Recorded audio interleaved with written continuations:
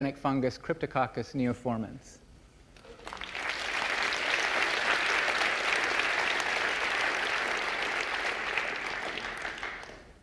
Anybody here? Anybody here? We'll save that. We'll work on that later. Okay. And finally then, poster 544 from Catherine Dominguez at Ohio State University, modifiers of SMN splicing in spinal muscular atrophy.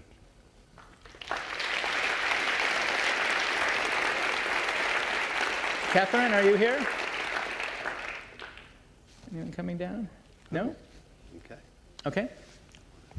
And then what have we got next? Scaringe Awards. The Scaringe Awards, sorry. So now we have some important awards for the RNA Society that are funded by the Scaringe Foundation, and they and are sponsored by the RNA Society, and they're open to junior scientists, graduate students, and postdocs all over the world who have made significant research contribution to the broad area of RNA, and as judged by a lead authorship on a published paper within the last year. And so the first of these, I think, are the postdoc awards, is that right? The graduate student awards. And the first then is Chen Guangong from Lynn McQuat's lab, and he published Stauffen-mediated mRNA decay, a new role for ALU elements and LNC RNAs that contain them. Congratulations.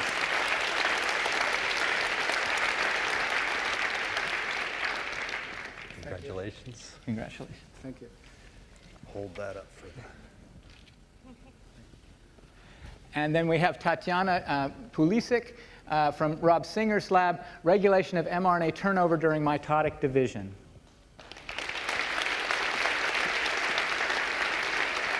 Congratulations.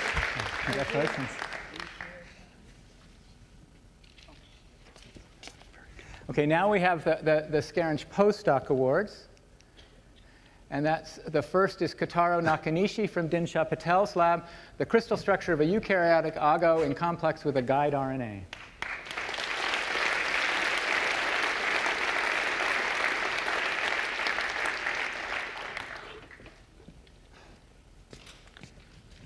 Congratulations. Congratulations. Turn that around. Good. Very good.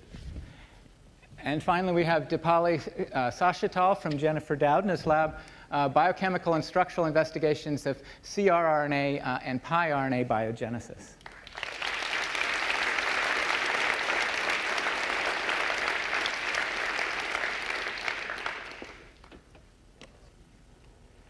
Congratulations. Congratulations. Look that way.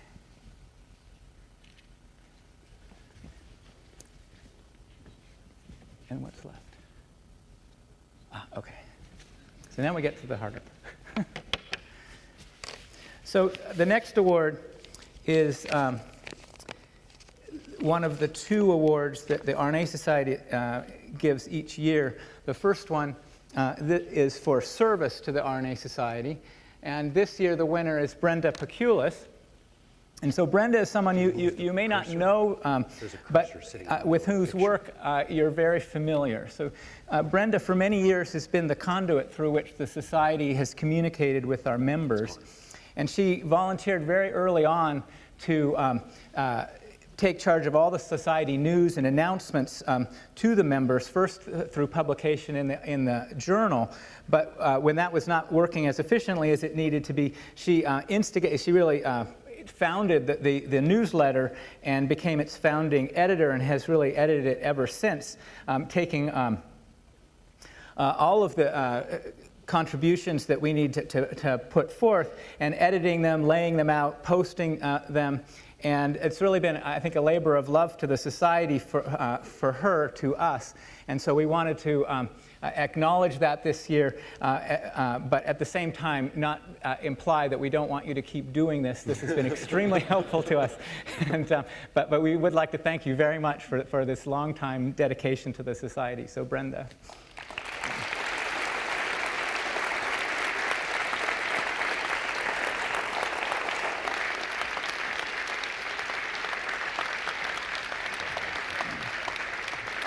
Congratulations.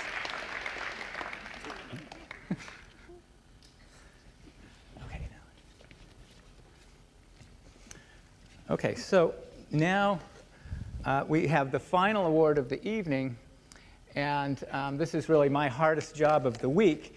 So the winner of the award for Outstanding Career Research Achievement in RNA Research from the Society this year is Aki Uhlenbeck.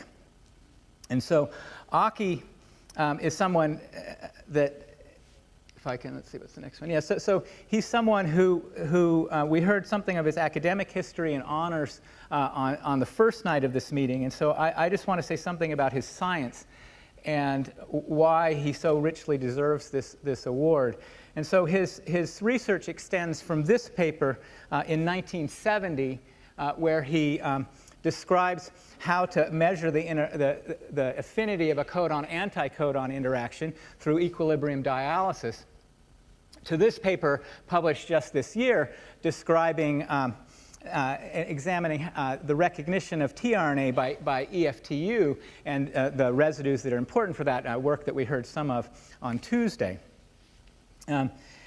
But in between these two papers is a scientific bibliography that is really remarkable in its range and rigor, centered all on the physical properties of RNA and its interactions. And so I actually remember I think it's the third paper in the sequence here. When I was a student myself, I was using DNA oligonucleotides, and this is my first memory of one of Aki's papers. I was using DNA oligonucleotides to cleave RNAs with RNase H.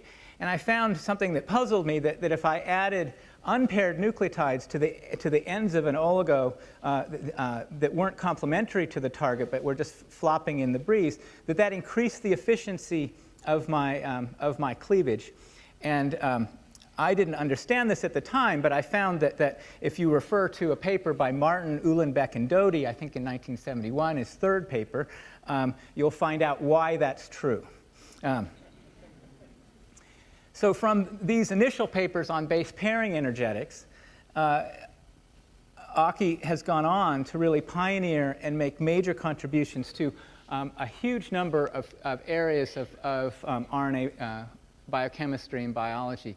And so we have a lot of what we know about base pairing energetics was really started by Aki, how we estimate RNA secondary structures, what we know about tRNA structure, function, and folding. These are all things that Aki has made long-time contributions to our understanding of. The enzymology and application of T4 RNA ligase. How many of you have used T4 RNA ligase?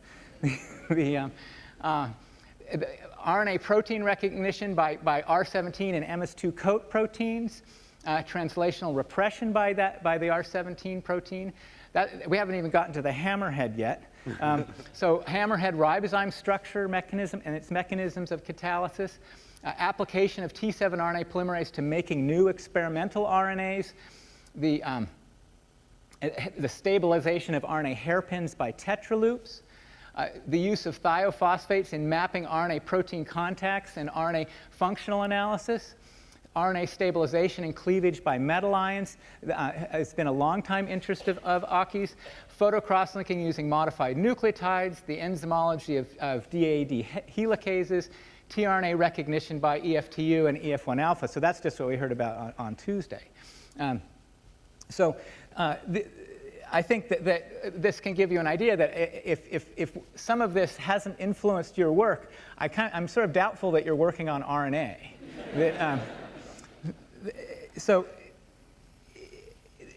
And really, however deeply influential these scientific contributions have been, they don't really describe Aki's graceful and generous presence in our field. That his both formal and informal mentorship of so many of our favorite colleagues, and really his mission to make us all think more clearly about the physical properties of macromolecules and of RNA in particular, have been, I think, just as influential, if not more so, than his publications. And so one of his postdocs described Aki to me as the Platonic ideal of a scientist. Now, even after Thursday night, I'm not sure I understand what Platonic ideal of a scientist means, but I would take it to mean that we would like to thank Aki for being the scientist that we all really aspire to be. And for that, we'd like to thank you on behalf of the RNA Society. Aki.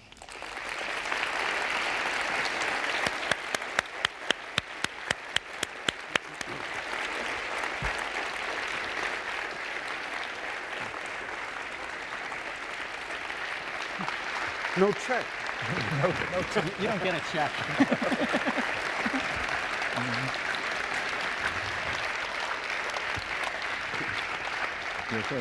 Okay, good.